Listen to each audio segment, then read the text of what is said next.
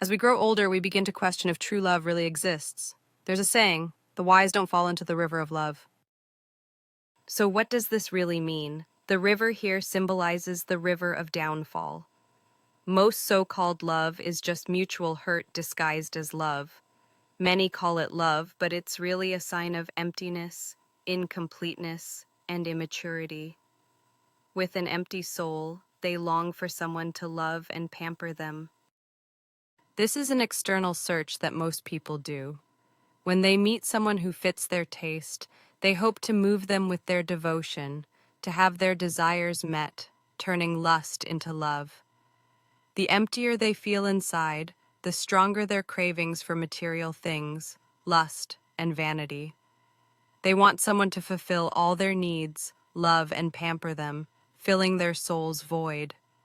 At first, they give their all, but once they start receiving, they demand more. When both have drained each other completely, they fall into emptiness, then start to resent and irritate one another. Countless couples spend their entire lives wearing themselves out, only to end up judging each other harshly. This is the river of worldly downfall. The wise strive to perfect themselves and no longer feel lacking. Because they don't need anything, they don't expect anything from others, but willingly give instead. This is self-benefit and altruism, self-love and love for others, self-salvation and salvation of others. Only when a person truly learns to love and mature themselves can they love others better. Otherwise, so-called love is just empty talk. But how many truly understand self-love?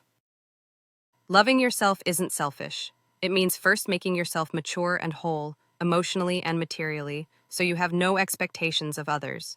When love is full, it naturally spreads outwards. When someone truly learns to love themselves, they gain extra energy to give. And this act of giving is what love really is. This love doesn't demand anything back. It expects nothing from the other person. Just seeing them grow is enough. Love like this won't cause pain because pain comes from expectations. A truly wise person doesn't expect from others. They only expect their own self to improve.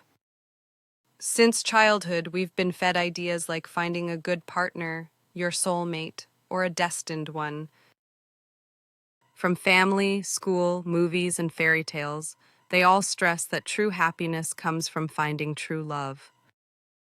The way to happiness is to seek or wait for it from outside yourself. But whether you find it or can wait for it, all depends on your luck. In reality, the search for true love is just a big lie. As long as you keep hoping for true love and rely on others, you'll never be happy. They say they believe in love, but really it reveals an inner incompleteness. When someone's soul is incomplete, they expect others to fill their gaps. But in this world, no one is born to fill your gaps. Even if they could, they'll expect you to fill theirs in return.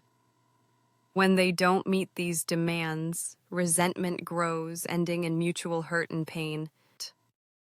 In fairy tales, the prince and princess overcome countless trials to be together.